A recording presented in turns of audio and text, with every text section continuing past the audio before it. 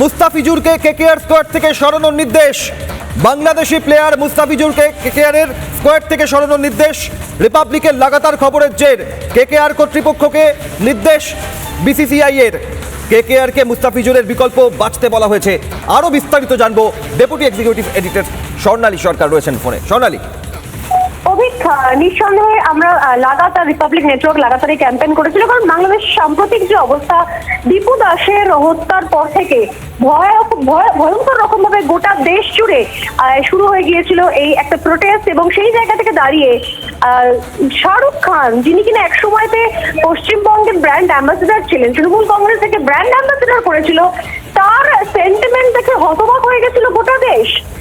যেখানে প্রতিবেশী দেশ এভাবে হিন্দু হত্যা চলছে, সেখান থেকে বয়কটের ডাক উঠছে, প্রতিবেশী দেশের A to Z প্রত্যেকে আমাদের ভারত বিরোধী মন্তব্য করছে, সেইখানে সেখানকার বোলার মুস্তাফিজুর রহমানকে কেন নিলেন শাহরুখ খান? এবং শাহরুখ খান সেখানে অনড় ছিলেন। এবং আজকের যে খবর, এই মুহূর্তে আমরা ব্রেক করছি, গতকাল সোজাসুজি স্বর্ণালীতে এক্সক্লুসিভলি ব্রেক করেছিলাম যে গতকাল রাতের মধ্যে সিদ্ধান্ত হতে চলেছে মুস্তাফিজুর রহমানকে সরানো হতে পারে। কিন্তু অদ্ভুত বিষয় হচ্ছে, এই সিদ্ধান্ত বিসিআই তরফ থেকে নেওয়া হলো, বিসিআই এর তরফ থেকে সিদ্ধান্ত দেওয়া হলো। আজকে বিসিআই এর সেক্রেটারি সেটা জানান অফিসিয়ালি যে মুস্তাফিজুর রহমানকে সরানোর নির্দেশ দেওয়া হয়েছে, আইপিএল খেলায় থাকছে না মুস্তাফিজুর।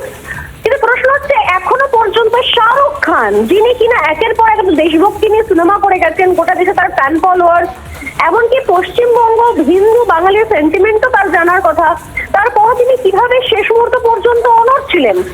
এই নির্দেশ না হলে, বিসিআই হস্তক্ষেপ না করলে, তাহলে কি তাকে দিয়ে খেলানো হতো? এবং 9 কোটি 20 লাখ টাকা তাকে নেওয়া হয়েছিল। অদ্ভুত বিষয়, এখনো পর্যন্ত কেকেআর টিম এই বিষয়ে একদম চুপ হয়ে রয়েছে। কেকেআর এর বিরুদ্ধে এর আগেও বহুবার বৈষম্যের অভিযোগ তোলা হয়েছে, কারণ কলকাতা নাইট রাইডার্স নামেই কলকাতা নাইট রাইডার্স, কিন্তু সেখানে কলকাতা বা বাঙালি সেন্টিমেন্টের কোনো গুরুত্ব দেওয়া হয় না।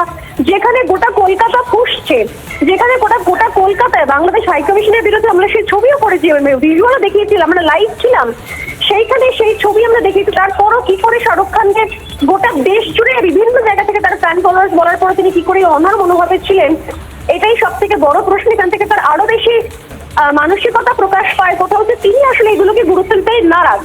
তিনি তার ব্যবসা বা তার যা মানসিক যা মেন্টাল যা স্টেট, সেটাকে তিনি গুরুত্ব দেন। এবং এখন দেখার কথা যে বিসিসিআই এই নির্দেশের পরে কত দ্রুত মুস্তাফিজুর রহমানকে এই কেকেআর স্কোয়াড থেকে সরানো হয়।